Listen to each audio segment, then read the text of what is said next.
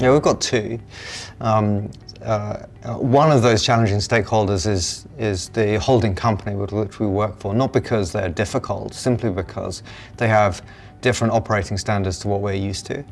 And the constraints that they have with relation to their management of shareholder groups are somewhat at conflict with some of the strategy that we want to take at the operational level. And so managing that is one thing that we need to learn to do more and more effectively.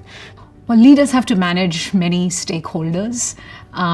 I think in the disruptive environment that we're in, I see regulators emerging as one of the key stakeholders that management has to increasingly keep an eye on.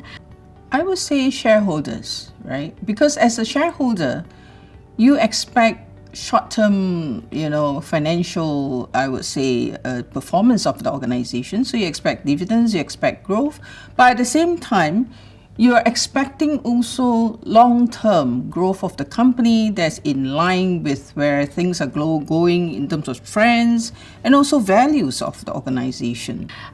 We see a lot of countries developing regulations that are increasingly inward-looking and often not seamless with the regulations of other countries. This is a phenomena of deglobalization or layered deglobalization, as we call it.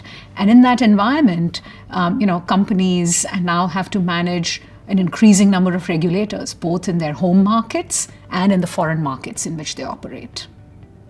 For leaders, I think this is really challenging. I mean, to have to balance the short term versus the long term, and also to consider the many other, expectations such as sustainability, climate, and everything, right? So I would say shareholders.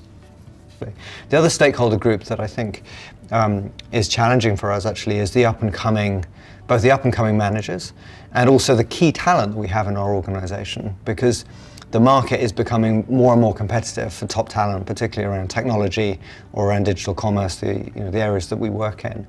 And so finding ways to keep that talent super inspired, super engaged, keep them well trained, but also enable them to grow within a company that is becoming more mature, more scaled.